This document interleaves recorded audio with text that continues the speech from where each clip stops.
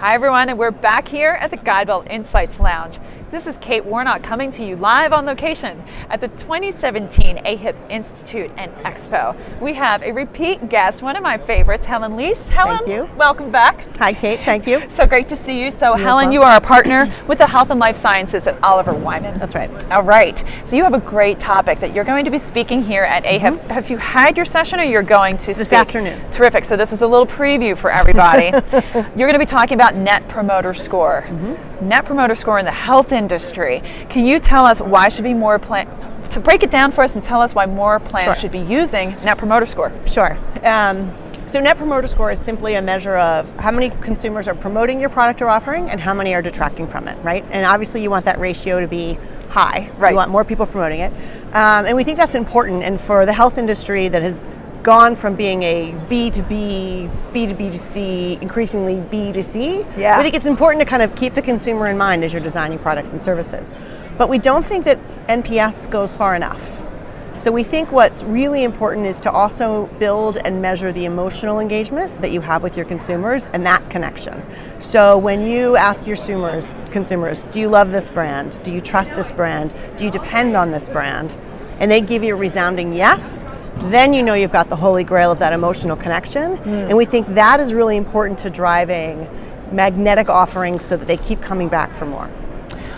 Okay, so I think your average health plan is probably a little reluctant to maybe see the results of those kinds of questions. Let's talk maybe methodology first. Sure. What's the right way to go about in getting that kind of information and who should be seeing it? I'm glad you asked. So it starts with a really deep understanding of your consumers, and not just, I know consumers are frustrated with healthcare, I know that I need to solve these issues, but getting pretty granular about segments. So we just are publishing today some research that we did with the Fortune Knowledge Group. It was a survey we ran last fall, and what we found is when you say to people, are you satisfied with healthcare, they kind of shrug and say, yeah, it's fine, status quo. But when you start to probe and ask, what are your top concerns? What are you most worried about? Pretty quickly you hear about health insurance cost, health care cost, and access and quality. Sure. So when you dig into that even deeper and you talk to millennials versus boomers, it's really interesting. I think the millennials are a very exciting segment to me because they're driving a lot of the demand for new products and services. They're asking questions. They're saying, is there a service that can help me with this? Is there a technology that'll do this better for me? Right. But what's interesting is they're not just interested in technology. They're looking for things, especially millennials who've been just diagnosed with a chronic disease, for example. They're looking for financial navigators because they want to figure out, how do I figure out how to pay for these healthcare costs? They're looking for patient advocates. They're looking for communities of patients like them who've been on a similar journey, which is where you see this proliferation of the Facebook-like chronic disease communities. And that's not what we saw with boomers at all, right? Boomers are much more traditional. I don't want to say they're resigned to the healthcare system, but I think they're more experienced with it, so they kind of know how to navigate it, and they don't think to ask for new services. So they'll say, no, I don't need anything. But then when you ask a boomer, well, what are you worried about? And how do you think your healthcare will evolve in the future? They'll say, well, I think my healthcare is going to get worse. They don't expect it to get better.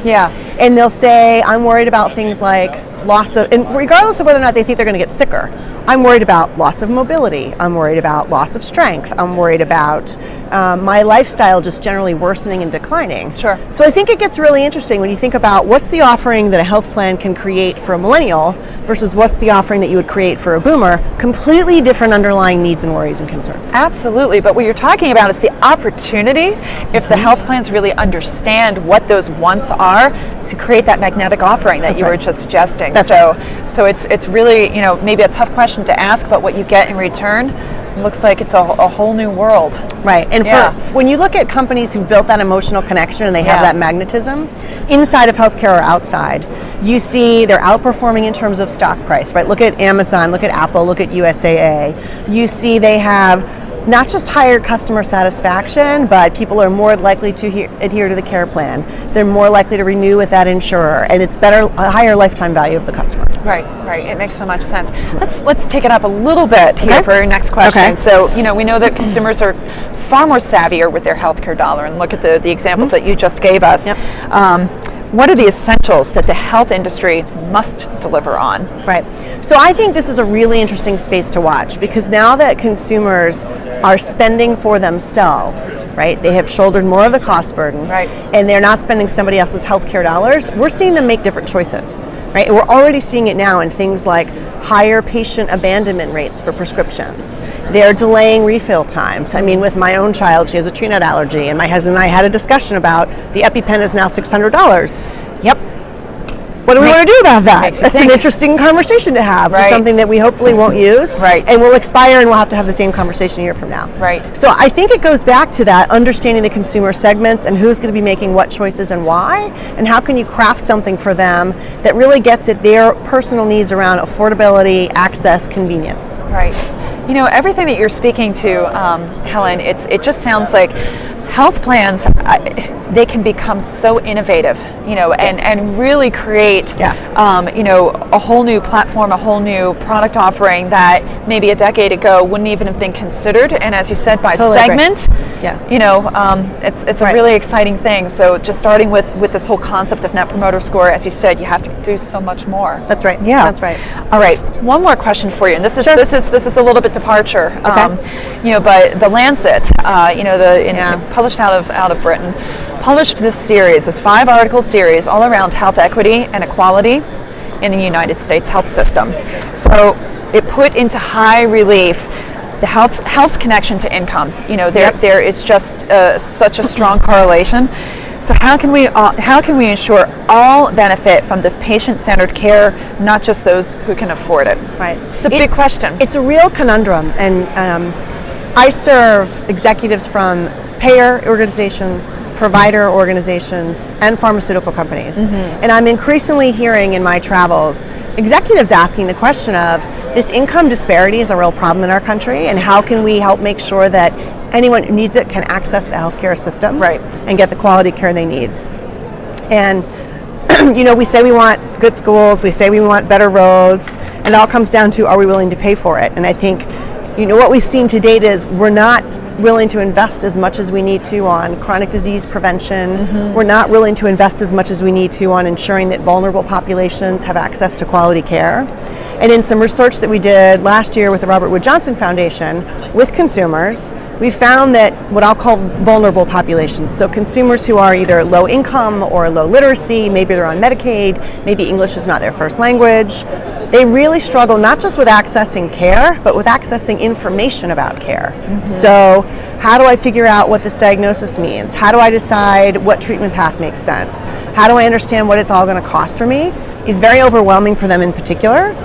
And then once they actually are in a care setting, we found that vulnerable patients who don't feel respected by their providers are more likely to just not adhere to the care plan, not come back. And that has real economic consequences for all of us, right? Oliver Wyman published a paper about that, He did, and I yes. remember reading it, and just how it was such an eye-opener. That simple thing of respect needs to be a two-way street, Right. and if it's not returned, you I'm lose out. that patient. Right. And Right. and how simple it Right. is to, you know, create that dialogue when. Right. You know, we've had other guests here in the Insights Lounge, Helen, and just talking about we're not asking doctors to have conversations with their patients. We're not incentivizing Correct. conversations. Right. We're incentivizing care and quality. Right. You know, Right. the things that Right. you know, we're doing our best, but there's so much room for improvement, isn't there? There certainly is. Yeah.